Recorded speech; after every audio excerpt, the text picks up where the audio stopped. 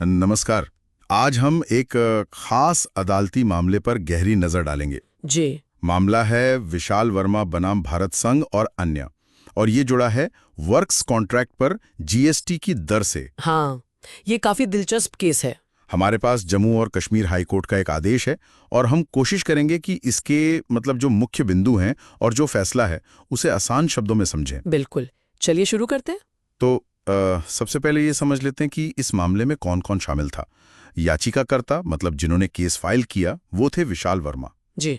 और प्रतिवादी यानी जिनके खिलाफ केस था वो भारत सरकार और कुछ दूसरे सरकारी विभाग थे। सही, यूनियन ऑफ इंडिया और अन्य। तो असल मसला क्या था, झगड़ा किस बात को लेकर था? देखिए, ये मामला एक वर्क्स कॉन्ट्रैक्ट पर लगने वाली जीएसटी की दर को लेकर था। अच्छा। जब याचिकाकर्ता विशाल वर्मा ने टेंडर जमा किया, उस समय दर चल रही थी 12%। ठीक है। लेकिन हुआ ये कि टेंडर जमा होने के बाद जीएसटी काउंसिल की एक मीटिंग हुई। हाँ, याद है मुझे। उस मीटिंग में ये तय हुआ कि इस तरह के कॉन्ट्रैक्ट पर दर 12% से बढ़ाकर 18% कर दी जाए। ओके। और फिर सरकार ने इस फैसले को बाकायदा नोटिफाई भी कर दिया, आधिकारिक तौर पर लागू कर दिया। यहीं से शायद दिक्कत शुरू हुई होगी। बिल्कुल, यहीं पर याचिकाकर्ता का ऑब्जेक्शन आया। उनका कहना था कि भाई, हमारे ऊपर ये 18% वाली दर लागू नहीं होनी चाहिए। उनका तर्क क्या था इसके पीछे? उनका मेन तर्क ये था कि ये जो बढ़ी हुई दर है, ये उनके टेंडर डॉक्यूमेंट की एक खास शर्त क्लॉज 49 उसके हिसाब से सही नहीं है। क्लॉज 49, उसमें ऐसा क्या था? हम उस पर आएंगे। उनका दूसरा तर्क ये भी था कि जब उन्होंने टेंडर भरा, उस तारीख को तो कानूनी तौर पर 12% दर ही लागू थी। भले ही काउंसिल ने फैसला ले लिया हो 18% का। हाँ, उनका कहना था कि फैसला लेना एक बात है और उसका कानूनी तौर पर लागू होना दूसरी बात। ये तो काफी पेचीदा लग रहा है, एक तय दर और बाद में बदला हुआ नियम। हाँ बिल्कुल, और यहीं पे अदालत का रोल आता है।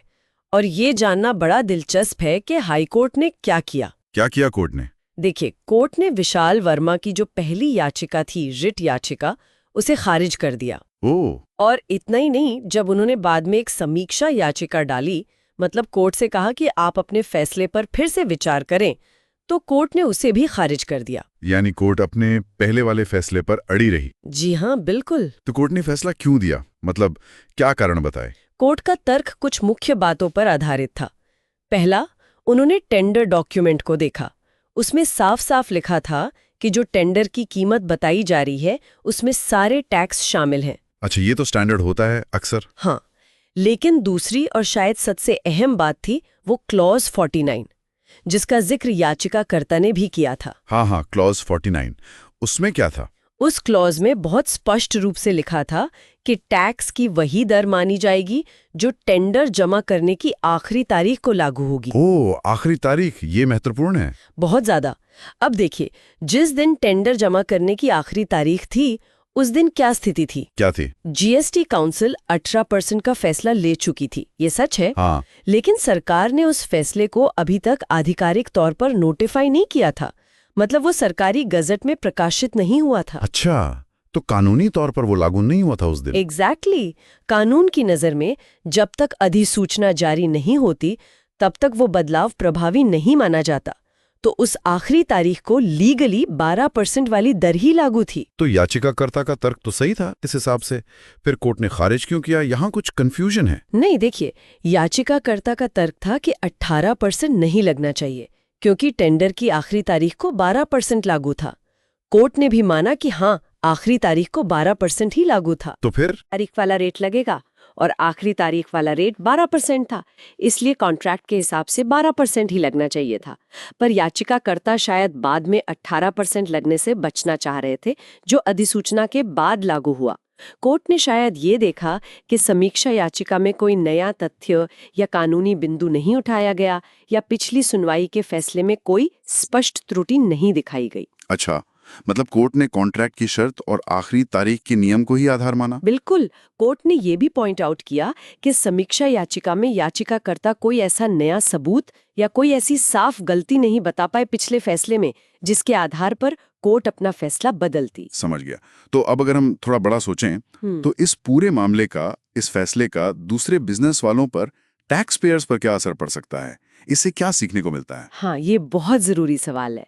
देखिए, ये केस साफ तौर पे दिखाता है कि कॉन्ट्रैक्ट या टेंडर के दस्तावेज कितने अहम होते हैं। हाँ, वो तो है। और खास तौर पे उनमें जो टैक्स से जुड़ी शर्तें होती हैं, उनका एक एक शब्द कितना मायने रखता है। जैसे ये क्लॉज 49, ये एक स्टैंडर्ड क्लॉज जैसी लगती है, पर देखिए कितनी निर्णायक साबित हुई। सही बात है, कई बार लोग ध्यान नहीं देते इन चीजों पर। बिल्कुल।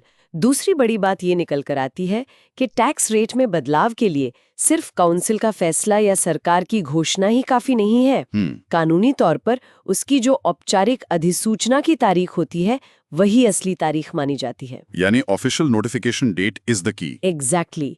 कॉन्ट्रैक्ट करते समय जो शर्तें थी और जो कानून उस वक्त लागू था, वही सबसे महत्वपूर्ण है। तो अगर हम इसे समेटें तो दो मुख्य बातें हैं। पहली, अपने कॉन्ट्रैक्ट की शर्तों को, खासकर टैक्स वाली क्लॉज को बहुत ध्यान से पढ़ें और समझें। जी हाँ। और दूसरी, टैक्स बदलावों के मामले में फैसले की तारीख नहीं बल्कि उसके आधिकारिक नोटिफिकेशन की तारीख ही कानूनी तौर पर मायने रखती है। बिल्कुल सही कहा आपने।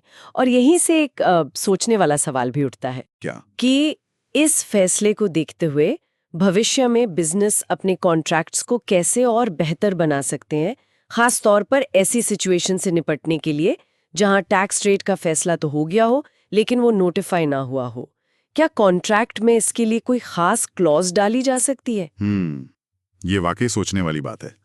मतलब कैसे वो रिस्क को कम कर सकते हैं। है, इस पर विचार करने की जरूरत है। चलिए, तो आज के लिए इतना ही। ये मामला वाकई टैक्स और कॉन्ट्रैक्ट कानून के इंटरसेक्शन को समझने में मदद करता है। बिल्कुल। अगली बार फिर मिलेंगे एक नए विषय के साथ।